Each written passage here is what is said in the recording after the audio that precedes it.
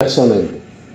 Et au nom de la délégation qui m'accompagne, vous remercier pour votre accueil et remercier particulièrement le brillant et le vibrant peuple cubain qui nous a accueillis.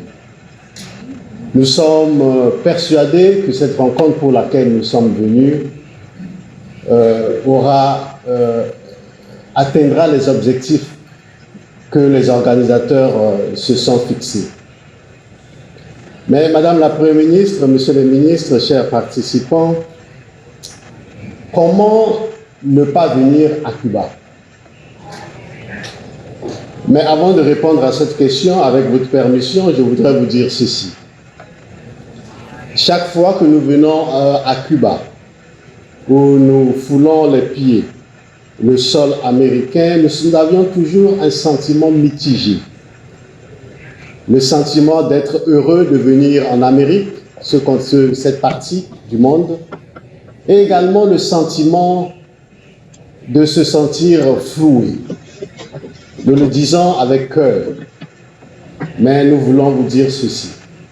Madame la Première ministre, avec votre permission, si vous le voulez, je voudrais répondre à une question en posant une question.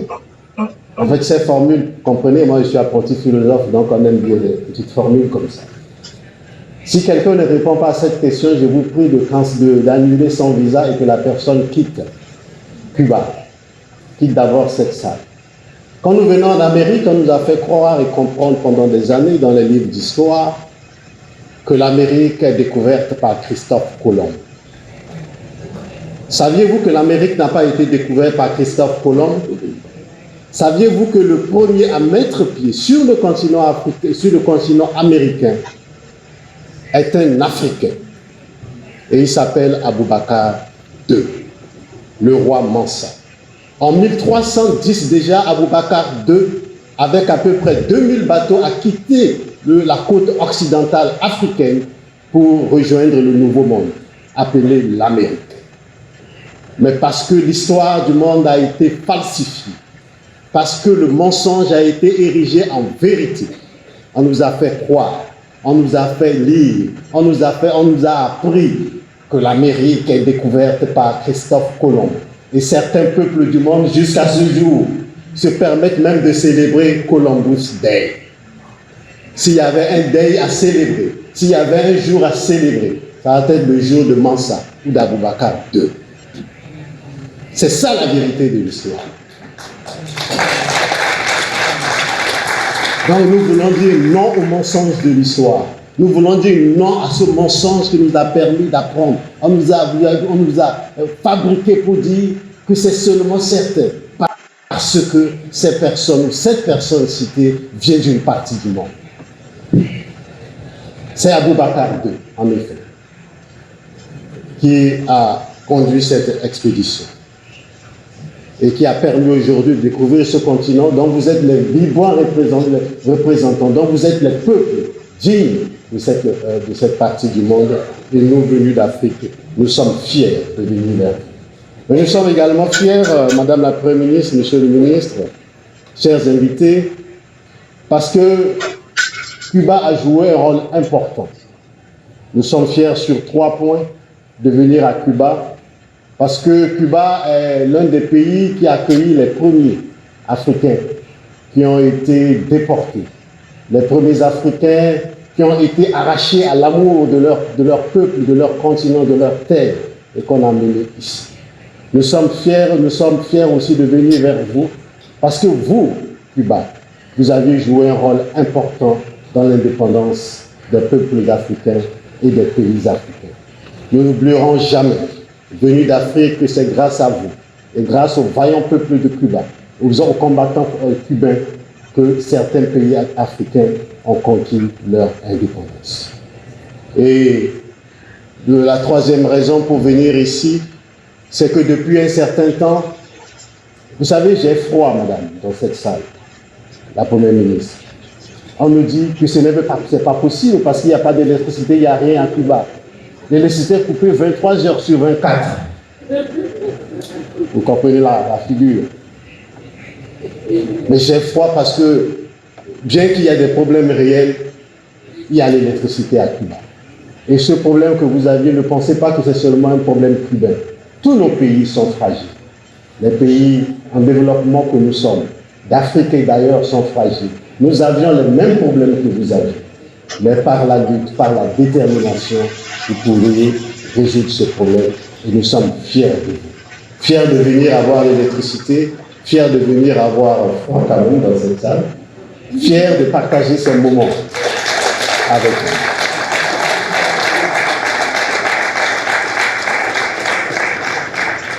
Madame la Première ministre, Monsieur le ministre, l'Afrique et sa diaspora, y compris les afro-descendants, ont payé un lourd tribut à l'histoire.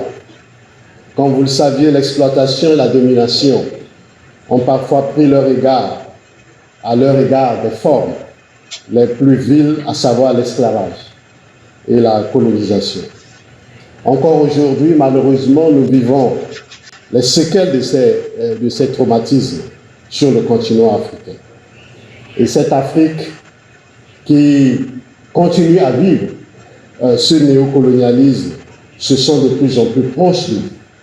Parce que depuis 1959 déjà, vous aviez par la révolution, par les grandes figures de la révolution cubaine, en parlant de José Martí et de Fidel Castro, changé les mentalités dans votre pays et dans le monde. Ce monde que nous appelons, que certains appellent le tiers-monde, que nous plaisons à appeler aujourd'hui le Sud global, à le regard tourné vers vous. Nous sommes conscients qu'en prenant cette révolution, qu'il y a des choses à perfectionner, parce que personne n'est parfait sur la terre. Nous pourrions faire des efforts, mais nous ne pouvons ne pas être à Cuba pour défendre la cause du racisme.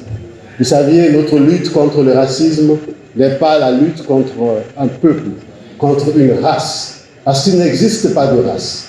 La vérité de la lutte contre le racisme est que nous avions une seule race, et c'est la race humaine. Nous voulons notre dignité, notre respect, était tout ce que nous demandons. Et à ceux qui pensent qu'ils sont plus supérieurs aux autres, qu'il existe des races, qu'il y a des races supérieures, des races où l'on peut rester, voir les autres par mépris, où l'on peut dire aux autres ce qu'ils peuvent faire, où les autres ne sont rien, où les autres sont plus petits que nous, nous disons honte à eux. Honte à ceux qui pensent qu'ils sont plus supérieurs aux autres. Honte à ceux qui pensent que leur culture est plus supérieure aux autres. Honte à ceux qui pensent qu'ils sont le centre du monde.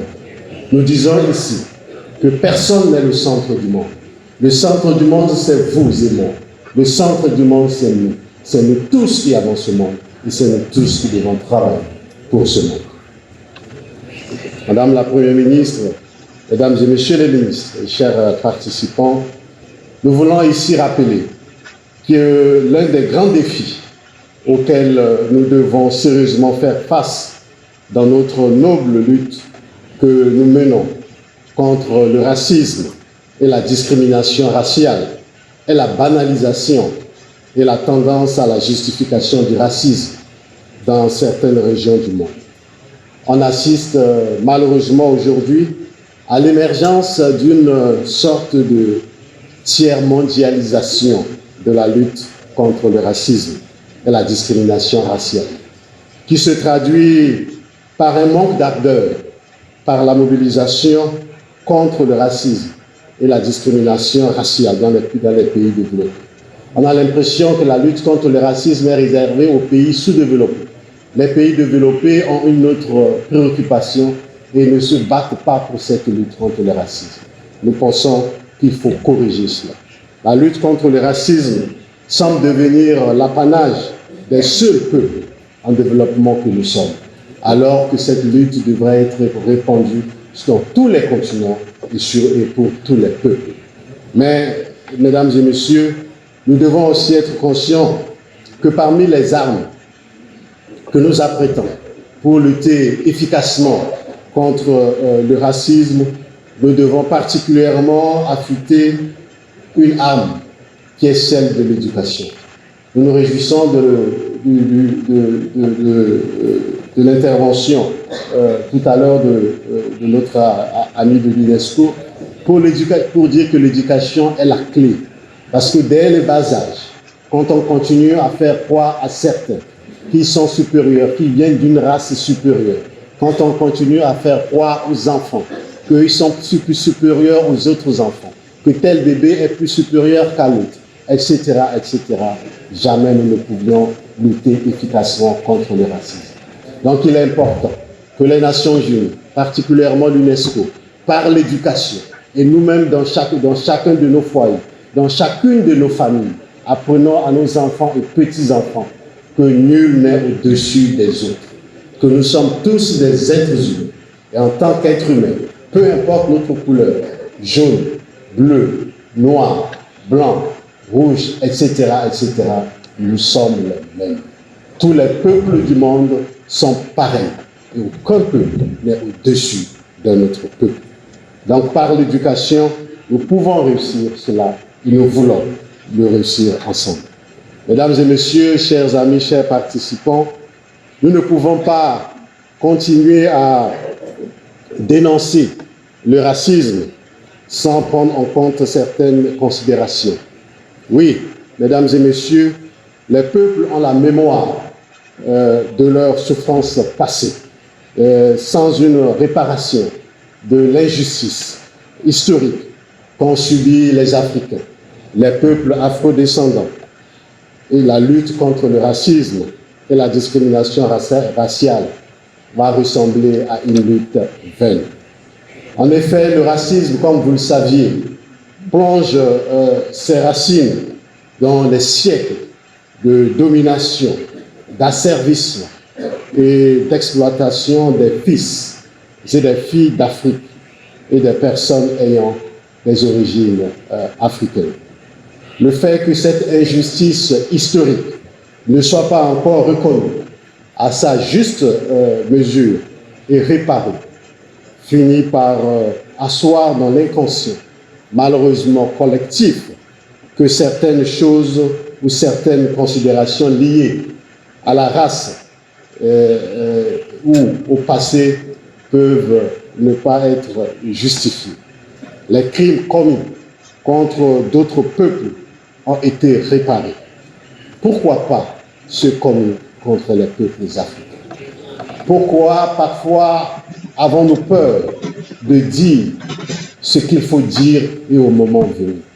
Pourquoi les crimes commis contre certains peuples sont considérés comme un génocide? Nous parlons de l'Holocauste, du génocide. Et pourquoi sommes-nous incapables de dire que les crimes commis contre les peuples africains, que la déportation, l'esclavage est un génocide? Nous devons avoir le courage de dire et de mettre dans nos dictionnaires, d'apprendre à nos enfants et petits-enfants que l'esclavage contre les peuples noirs d'Afrique, que l'esclavage contre les peuples africains est un génocide. Et ce génocide doit un jour être reconnu par les Nations Unies. Chers représentants des Nations Unies,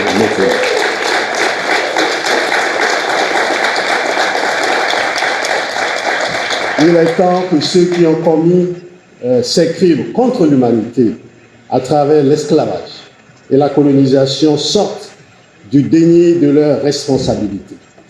Le vice en rajoute aux crimes lorsque les descendants des victimes de ces crimes se voient dénier le droit d'exiger la reconnaissance du caractère criminel de ces entreprises et surtout leur réparation.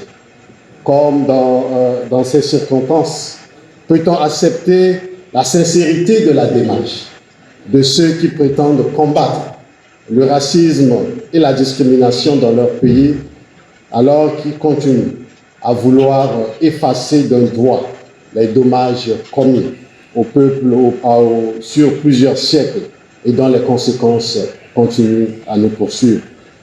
Pour nous, victimes, peuple victime, le temps n'a pas eu raison de nos douleurs. Il faut le dire. L'on peut nous demander de regarder vers l'avant comme si la douleur se limitait au passé. Mais la réparation nous tient à cœur. Et ici, je pense qu'il faut pas avoir peur des mots.